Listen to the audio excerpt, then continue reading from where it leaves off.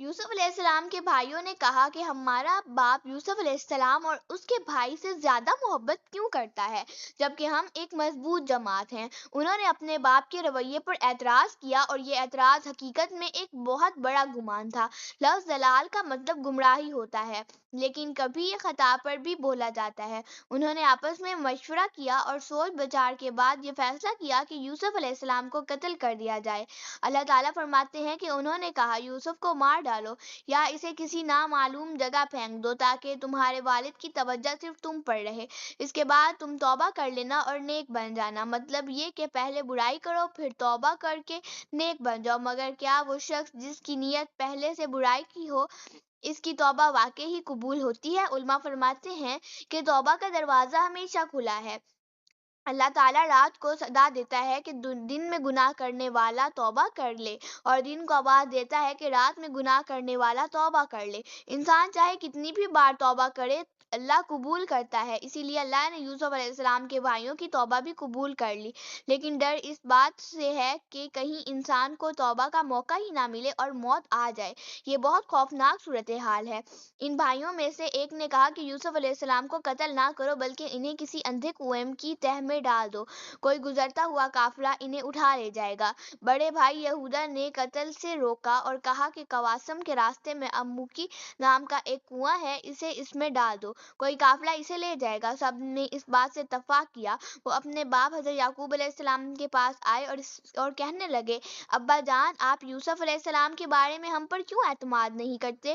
ہم تو اس کے خیر خواہ ہیں، اسے کل ہمارے ساتھ بھیج دیں، وہ خوب کھائے پیے اور کھیلے، ہم اس کی حفاظت کے ذمہ دار ہیں۔ یعقوب علیہ السلام نے جواب دیا کہ اسے تمہارا لے جانا مجھے بہت تکلیف دیتا ہے اور ڈر ہے کہ کہیں تمہاری غفلت میں اسے بھیڑیا نہ کھا جائے۔ انہوں نے کہا، اگر ہماری موجودگی میں بھی بھیڑیا اسے کھا جائے تو ہم بالکل ہی نکمے ہوئے۔ بالآخر بیٹوں کے بار بار اصرار پر یعقوب علیہ السلام نے یوسف علیہ السلام کو ان کے ساتھ بھیجنے کے لیے راضی ہو گئے۔ جب وہ انہیں لے چلے اور کنویں کی تہہ میں ڈالنے کا ارادہ کر لیا تو اللہ نے یوسف علیہ السلام کی طرف وحی بھیجی کہ ایک وقت ایسا بھی آئے گا کہ تم انہیں ان کے اس ظالمانہ عمل کی خبر دو گے اور وہ تمہیں پہچان بھی نہ سکیں گے۔ روایات میں آتا ہے کہ راستے میں انہوں نے یوسف کو مارا پیٹا، برا بھلا کہا اور آخر کار کنویں کے پاس پہنچ کر انہیں اس میں ڈال دیا۔ یوسف علیہ السلام ایک پتھر پر گرے اور پانی میں نہیں گرے اور وہ اسی پتھر پر بیٹھ گئے۔ اللہ نے انہیں تسلی دی کہ پریشان نہ ہوں، آپ کو جلد ہی اس کنویں سے نکالا جائے گا اور آپ اپنے بھائیوں کو ان کی اس حرکت کے بارے میں بتائیں گے۔ یوسف علیہ السلام کو کنویں میں ڈال کر وہ اپنے گھر کی طرف روانہ ہوئے۔ شام کے وقت وہ روتے ہوئے اپنے باپ کے پاس پہنچے۔ انہوں نے ایک بکری ذبح کی اور اس کا خون یوسف علیہ السلام کی قمیص پر لگا کر یعقوب علیہ السلام کے پاس لائے۔ یعقوب علیہ السلام نے قمیص دیکھ کر فرمایا، یہ بھیڑیا بھی کتنا رحم دل تھا، میرے بیٹے کو تو کھا گیا لیکن قمیص کو کچھ نہیں کہا۔ یہ بات قرآن میں بھی ذکر ہے کہ یعقوب علیہ السلام نے فرمایا کہ تم نے اپنی طرف سے کوئی بات گھڑ لی ہے، لہذا صبر ہی بہتر ہے۔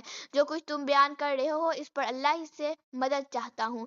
ادھر کنویں کے پاس ایک قافلہ آیا، انہوں نے پانی لانے والے کو بھیجا، اس نے ڈول کنویں میں ڈالا، یوسف علیہ السلام اس میں بیٹھ گئے۔ جب ڈول اوپر آیا تو انہوں نے ایک خوبصورت لڑکے کو دیکھا اور خوشی سے کہنے لگے، ارے یہ تو لڑکا ہے۔ انہوں نے اسے مال تجارت بنا کر چھپا لیا کیونکہ ڈر تھا کہ کہیں یہ لڑکا ان سے چھین نہ جائے۔ اس دور میں غلاموں کی خرید و فروخت ہوتی تھی۔ وہ سمجھ رہے تھے کہ شاید یہ بھاگا ہوا غلام ہے اور اگر اس کا مالک آ گیا تو وہ اسے لے جائے گا۔ یہ قافلہ مدائن سے مصر جا رہا تھا۔ جب وہ مصر پہنچے تو انہوں نے یوسف علیہ السلام کو بہت معمولی قیمت پر فروخت کر دیا کیونکہ انہیں خوف تھا کہ کہیں ان کا اصل مالک نہ آ جائے۔